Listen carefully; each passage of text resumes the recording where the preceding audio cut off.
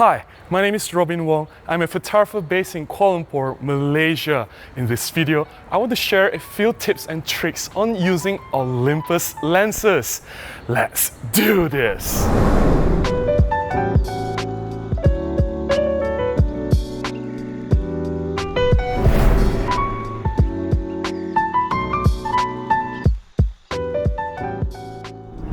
It is no secret that Olympus is the lens expert. They have designed and manufactured some of the best lenses in the market.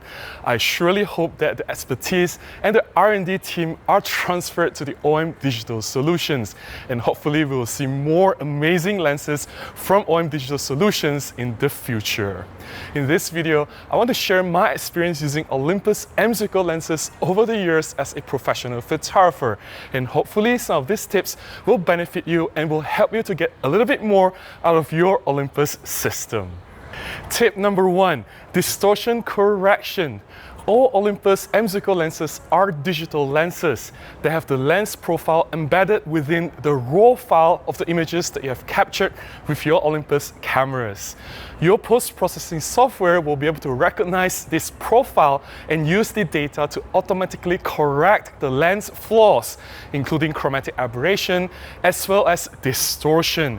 Correcting the barrel distortion will introduce a little bit of crop, therefore you lose a little bit of the edges from your frame. So if you're shooting a wide-angle image and sometimes you accidentally crop off certain part of a building or a limb of a person using a wide-angle lens, maybe you can recover this by disabling the correction in your software.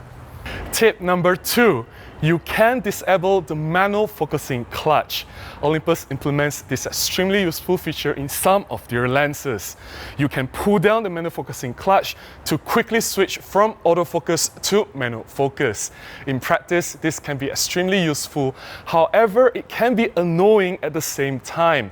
Sometimes the camera and lens, once stored in the back, as it moves a lot, the manual focusing clutch can be accidentally pulled down without you realizing it. So as you turn on the camera, you want to take a photograph instantly. You didn't know that it was in manual focus and you couldn't perform autofocus, and that can cause you to miss a shot. So to some people, they don't need the manual focusing clutch as it gets put down too easily. So they can reassign the autofocus to manual focus switch to some other shortcut buttons on the camera, and you can choose to disable the manual focusing clutch. To find the manual focusing clutch, go to the menu. Do bear in mind that the menu for different cameras may be different. I'm using the EM1 Mark III for demonstration, but you definitely find the same item. Just look around and look for that particular item to change the setting. So for the EM1 Mark III, go to the gear setting here, go in, go to A4. Under A4, there is that MF clutch. Now, MF clutch sets the MF clutch, of course. Go in again, you can change it from operative to inoperative. Once you have set this to inoperative, then of course you have successfully disabled the manual focusing clutch. Now that you have disabled the manual focusing clutch, you can reassign the autofocus to manual focus switch to any other custom buttons. So you can do so by going into the menu. Inside the menu, go to the gear. Inside gear, go to B for button function. And inside button function, you can select any of the buttons on your camera that you can choose to change its function to quickly switch from manual focus to autofocus. Say I'll choose the ALFL. I don't really use the back button autofocus, or I don't use autofocus or auto exposure lock. So I'm going to go in here and we're going to change this to the manual focus switch. So there you go. So every time I press the ALFL button, I can definitely change from autofocus to manual focus. Tip number 3. Don't hesitate to shoot wide open. I know some of you will have this belief or misconception, especially from the full frame users, where some of the lenses are not exactly super sharp at wide open. If you have a f1.8, maybe you need to stop down to f2.8 or f3.5 to get an optimized result. And maybe the f2.8 lenses are not exactly super sharp. You need to stop down to f4 to get the best results. That's not the case for my Macro Four Thirds lenses, especially Olympus M.Zuiko lenses. All these lenses from Olympus are already super sharp and wide open. If you have a 75 f1.8, trust me, the f1.8 is already excellent. If you have an Olympus 12-40 f2.8, the f2.8 is already super sharp. Stopping down further to f3.5 and f4 will give you a little bit better results, but it is negligible. You can definitely get the best results from Olympus shooting wide open. So don't worry about, oh, I may get better results if I stop down. That's not a concern. But if you need to stop down the aperture, stop it down to get more depth of field. That's the real reason and a good reason for you to stop down, not just for sharpness. Tip number 4. Don't worry too much about diffraction.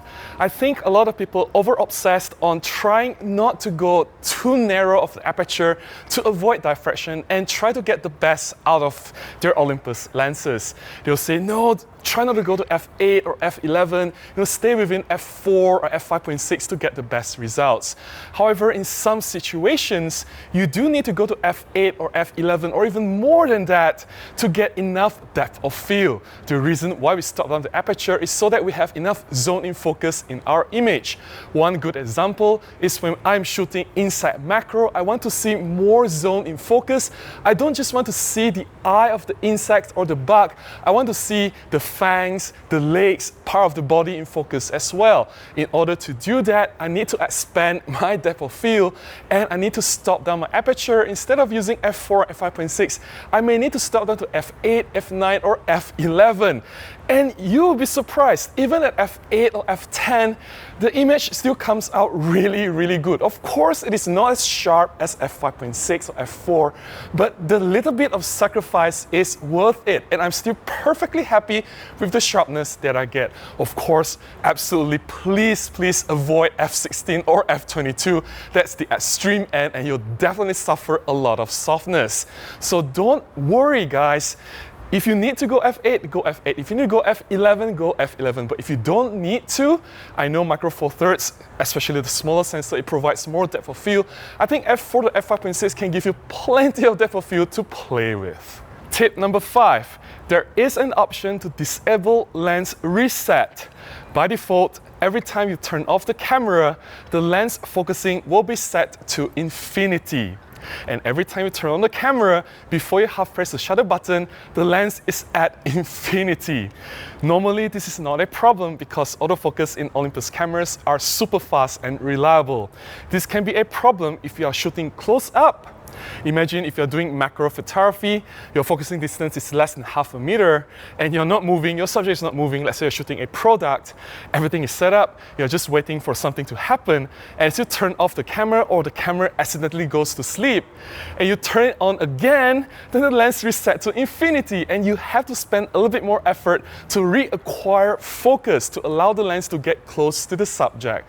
That can accidentally make you lose a shot. So in that situation, you can choose to disable lens reset, and by doing so, the camera and lens will remember the last position of the autofocus before you turn off the camera. As you turn on the camera, it will continue using that position. If it's close up, then the lens will start working from that past close up position. Just to show you what I talked about earlier, now we have this Lego Robin figure quite close to the camera. It is in perfect focus. As I turn off the camera now, and as I turn the camera on again, there, it is completely out of focus because the lens has been reset and the focus starts at infinity every time you turn on the camera.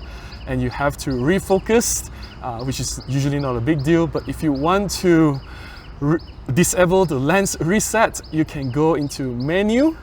Under menu, go into the gear. Then this is the EM1 Mark III. Go to A4. Depending on which camera you use, the lens reset function may be at a different location. Go to reset lens and you can turn it off. Once this is turned off, now you can see this is in perfect focus.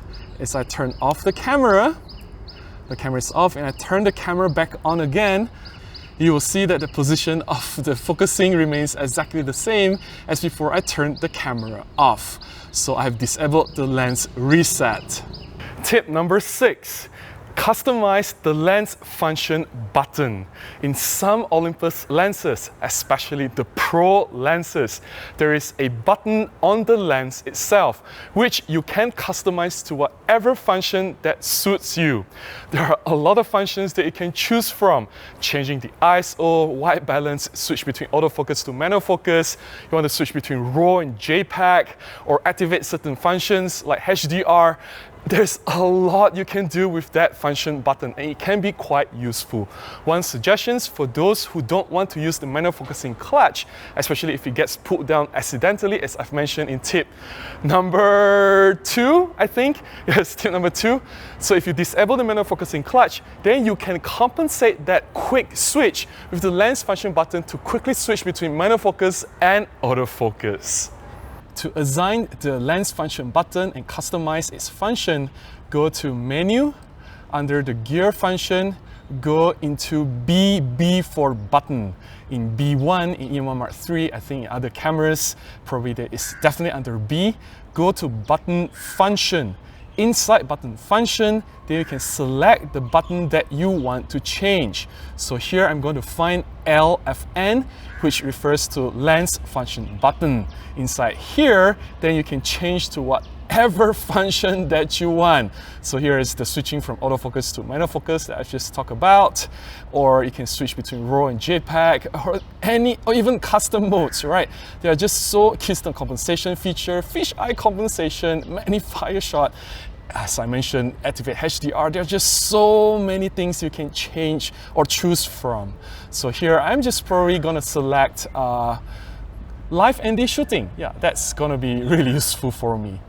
And last but not least, tip number 7, go close to the subject with your lens.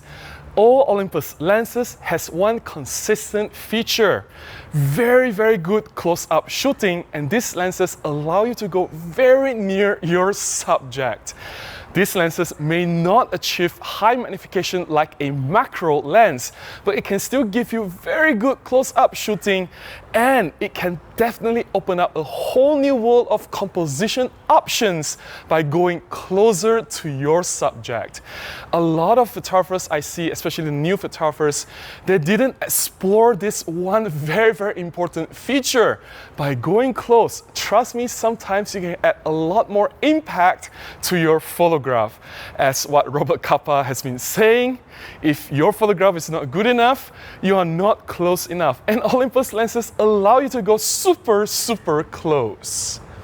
That's all the tips I have to share about using Olympus lenses in this video. Have you used any of the tips before, or do you have any other tips to share?